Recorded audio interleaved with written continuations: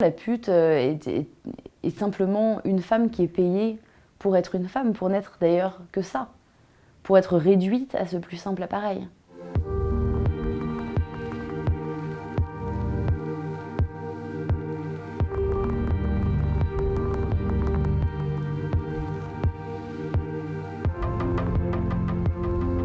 La maison close dans laquelle j'étais, c'était une maison de rendez-vous, c'est-à-dire qu'il y avait un site internet où les hommes pouvaient voir les photos des filles, prendre des rendez-vous par téléphone, mais également se présenter comme ça spontanément ce rendez-vous. Il n'y avait pas de nécessité de racolage, on n'avait pas besoin d'aller se présenter, de minauder, tout ça. Les rendez-vous étaient pris pour nous, donc je pense que ça permettait aussi une certaine part de dignité qu'on perd dans le racolage. J'arrivais par exemple à 10h le matin et on se prépare, on prend sa douche, on prend son café, on discute et puis vers 10h30 les premiers clients arrivent. On a plein de petites clés de plein de chambres, c'était réparti sur 2 petits étages, plein de petits appartements.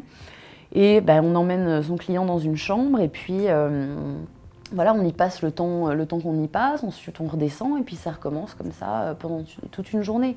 Mais de manière humaine, c'est-à-dire avec des pauses entre temps et aussi la possibilité de dire bah non, là je le sens pas, j'ai besoin d'une pause. La possibilité de dire non, c'est quelque chose qui est quand même essentiel.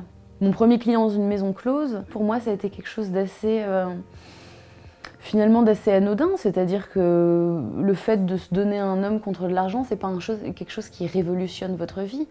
Et il faut voir aussi que se donner sans envie, c'est quelque chose qui se passe dans la vie d'une femme sans avoir besoin d'aller au bordel. Le sexe au bordel est quelque chose d'assez plat, enfin finalement d'assez pas emmerdant, mais enfin d'assez conjugal. Et c'est vrai que les hommes avaient très tendance à revoir les mêmes filles pendant 6 mois, toutes les semaines, de telle sorte qu'en fait, ça devenait finalement des maîtresses attitrées. Mon désir était très centré sur le désir des hommes, et ça m'a réconciliée avec mon désir propre à moi, mon regard sur moi-même. Je me sentais puissante,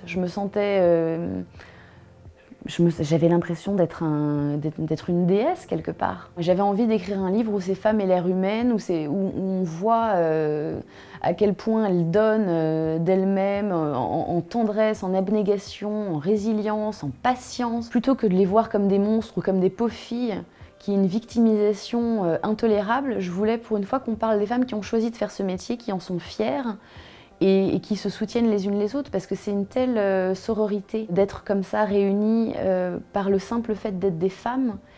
J'avais envie qu'on parle de cette douceur aussi des femmes entre elles, parce que c'est vrai que les femmes sont capables d'être méchantes entre elles, à cause des hommes d'ailleurs, mais quand il n'y a que des femmes, c'est que de la douceur.